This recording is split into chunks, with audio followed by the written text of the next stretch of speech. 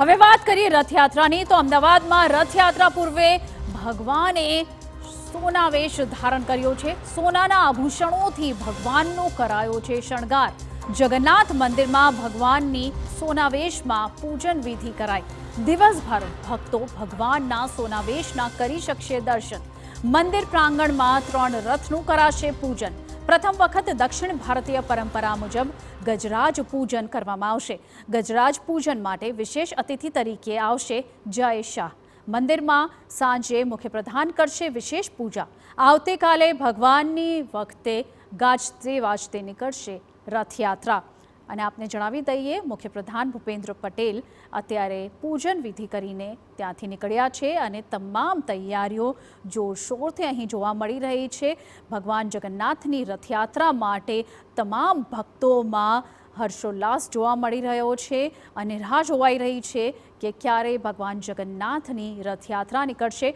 તો આ વખત પહેલીવાર એવું છે કે દક્ષિણ ભારતીય વિધિ પ્રમાણે ગજરાજ ની પણ અહીં જે છે તે તેમના શણગાર કરવામાં આવશે, જેના માટે જય શાહની ઉપસ્થિતિ રહેવાની છે।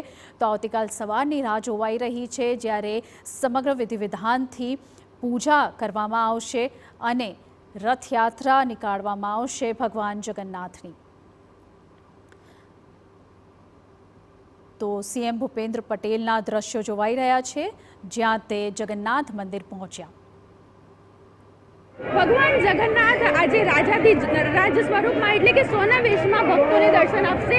વર્ષમાં ફક્ત એક જ દિવસ આ એવો છે જ્યારે ભગવાન જે જગન્નાથ છે તે ભાઈ બલભદ્ર અને બહેન સુભદ્રાજી સાથે સોના વેશમાં તેમના ભક્તોને દર્શન આપે છે। અને આવતીકાલે જ્યારે ભગવાન જગન્નાથ જે છે તે નગરચર્યાએ નીકળશે, ત્યારે એક સામાન્ય મનુષ્યની જેમ દેવ છે તેમ છતાં પણ સામાન્ય જે નગરજન છે તે રીતે જ તેઓ ભક્તોને દર્શન આપશે। આજે ખાસ જે વિશેષ છે સોના વેશના તે એ છે કે ભગવાન ચરણથી લઈને મુગુટ સુધી તમામ જે તેમનું સ્વરૂપ છે તેમને સોનાથી સજ્જ કરી દેવામાં આવે છે।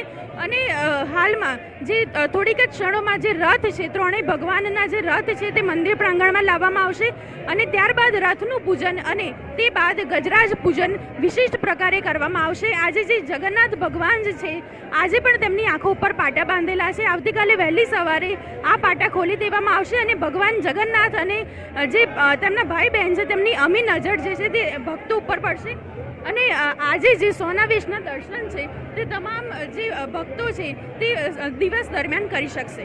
કેમેરા પર્સન રોશન કાનાણી સાથે ધ્વનિ।